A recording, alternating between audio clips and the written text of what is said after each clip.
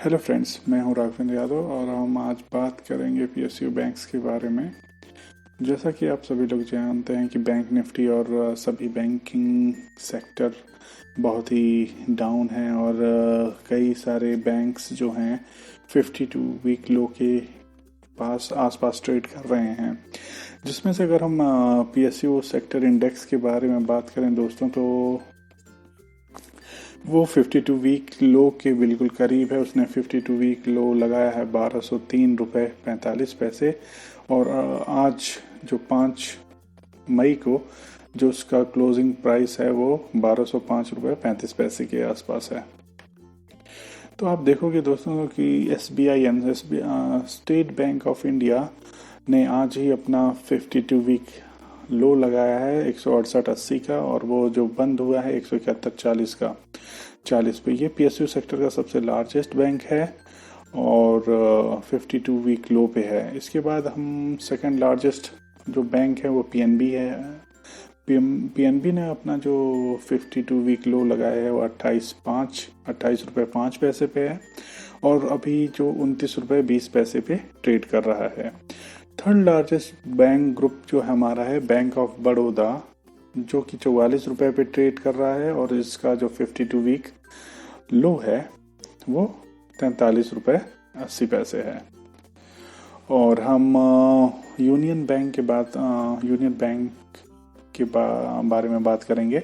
Union bank अभी 25 रुपये 50 पैसे पे ट्रेड कर रहा है और उसका जो है 52 वीक लो है जो 24 रुपये 40 पैसे है। जैसा कि हम लोग जानते हैं कि इस कोविड सेशन में जो गवर्नमेंट ने रिक्वेस्ट की थी कि सभी हाउस लोन और लोन की जो EMI 3 मंथ के लिए टाल दिया जाए, तो इसलिए ये बैंकिंग सेक्टर इसलिए और मेजर अभी जो इनके जो बिजनेस है जैसे लोन लेना देना ये सब रुका पड़ा हुआ है। तो बैंकिंग फंक्शन पूरी तरह से इस कोविड में ठप है। मतलब बैंक तो ओपन है बट जो उनकी कमाई होती है वो रुकी पड़ी हुई है। तो जब ये कोविड का पीरियड एंड होगा दोस्तों, सबसे ज़्यादा जो आप उछाल देखोगे वो बैंक निफ्टी और इन PSU बैंक के अंदर देखोगे, जो कि आपका 52 वीक लो के आसपास चल रहे हैं। तो मेरी सबसे ज़्यादा प्रेफरेंस होगी आपको SBIN के अंदर निवेश करने की, और उसके बाद मैं आपको सजेस्ट करूंगा कि आप यूनियन बैंक या बैंक ऑफ बड़ौदा में से एक चुन सकते हैं। तो अब हम इनसे PRP और दूसरे रेशियो देखते हैं क्या इन। तो भी अगर आप SBI का देखें तो आपको एक ही बेनिफिट होगा। कभी कभी ये जो कॉरपोरेट एक्शन में ये लोग डिविडेंड भी देते हैं, जैसे कि अभी हम देखते हैं SBI ने कब कब दिया है।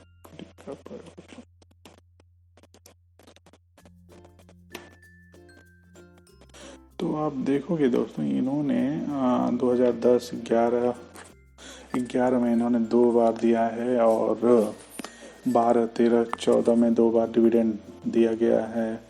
15, 16, 17 के बाद SBI ने डिविडेंड नहीं दिया है।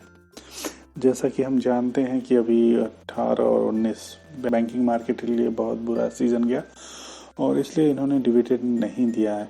तो आगे आप ये सोचते हैं अगर आप लॉन्ग टर्म के लिए इन्वेस्टमेंट करते हैं और आपको ये इस प्राइस पे मिलता है और एक ये डिविडेंड आपके लिए एक एक्स्ट्रा इनकम होगी अगर आप ये होल्ड करेंगे। आपका तो प्राइस तो इंक्रीज करेगा ही करेगा, साथ में आपको डिविडेंड का भी फायदा मिल सकता है अगर आपकी होल्डिंग 5 ईयर से अधिक की है।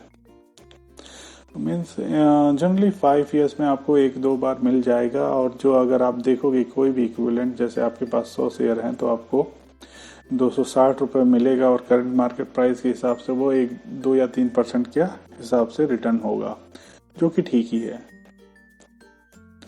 अब हम देखते हैं यूनियन बैंक ने डिविडेंड कब कब दिया है। यूनियन बैंक की डिविडेंड हिस्ट्री देखोगे आप दोस्तों तो ये भी सेम 16 तक ही दिया है। 17-18 में इस बैंक ने भी दिया है, 2008 में 4 रुपये पर शेयर दिया है, 2009 में 5 रुपये शेयर, 2011-12 में 8-8 रुपये, 2013 में भी 8 रुपये, फिर 2 रुपये 70 पैसे, 2015 में 6 रुपये दिया है इन्होंने। तो लगभग सभी बैंकों ने डिविडेंड दिया है। बैंक ऑफ बड़ौदा में लगभग उतने ही 2017 तक दिया है। तो 18 और 19 में 19 और ये 20 में भी शायद ही डिविडेंड मिलने की कोई उम्मीद है दोस्तों। तो अगर आप लॉन्ग टर्म के लिए सोच रहे हैं या कोई रिटायरमेंट फंड, आप अपना रिटायरमेंट पोर्टफोलियो बना रहे हैं, तो उसके लिए भी ये बहुत अच्छा है। आपको एक बैंकिंग सेक्टर, आपको अपने पोर्टफोलियो में एक ना एक बैंकिंग सेक्टर रखना चाहिए, चाहे वो प्राइवेट हो चाहे वो पीएसयू बैंक हो। तो पीएसयू बैंक अभी आपको बहुत ही डिस्काउंट में मिल रहे हैं, जहाँ की एचडीएफसी, आईसीआईसीआई और एक्सिस बैंक में इतनी गिरावट नहीं देखने को मिली है जितने की पीएसयू बैंक में देखने को मिली है। आपको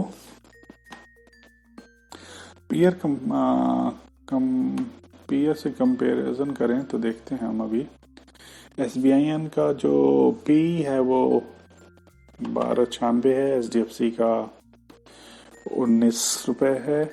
बैंक ऑफ बड़ौदा ने एक्चुअली लॉस दिखाया है, तो इसलिए उसका पी हम निगेटिव देख रहे हैं, तो आपको 0 कंसीडर कर सकते हो, जो कि आईसीआईसीआई बैंक का 2.7 है। तो पी जो कंपेयर के हिसाब से भी एसबीआई, एचडीएफसी और आईसीआईसीआई से अच्छा लग रहा है दोस्तों मुझे। और जो आप प्रॉफिट वैल्यूएशन देखोगे, आपके सेल्स की भी वैल्यूएशन देखोगे तो सबसे अधिक है इसकी एसबीआई की। और earning per share HDFC earning per share is, जबकि एचडीएफसी की अधिक है, एसबीआई की कम है। पर हमें ये भी कंपेयर करना चाहिए कि इन दोनों की शेयर क्वांटिटी कितनी है। आप देखोगे कि एसबीआई के शेयर कहीं ज़्यादा हैं, एसबीआई के शेयर कहीं ज़्यादा हैं एचडीएफसी से, इसलिए अर्निंग पर शेयर आपको एसबीआई का कम लग रहा है। अब हम इसी तरह यूनियन बैंक पीयर कंपनियों से कंपैरिजन करते हैं। तो यूनियन बैंक का जो अभी फेस वैल्यू 10 है, या ये इसके लिए ज़्यादा चाहिए क्योंकि एसबीआई की फेस वैल्यू 1 है और बैंक ऑफ इंडिया की 10 है। और तो अगर आप कंपेयर करेंगे फेस वैल्यू एसबीआईएन की 1 है और यूनियन बैंक की 250 मतलब 10 है, तो यूनियन बैंक का इस हिसाब से शेयर प्राइस हुआ, अगर आप मल्टीप्लाई 10 करो तो 250 रुपये।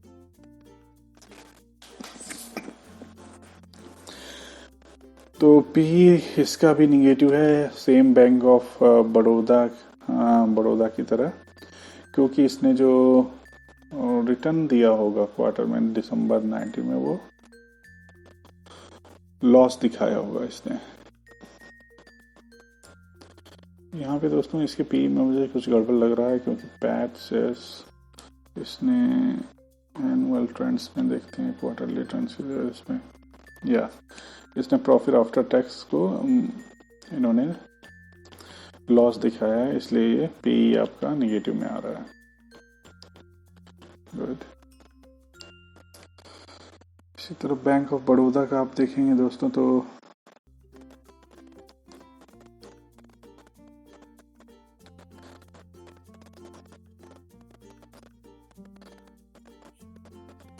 इनका पी जो है निगेटिव में है, क्योंकि इन्होंने भी लॉस दिखाया है, एसबीआई ने नहीं।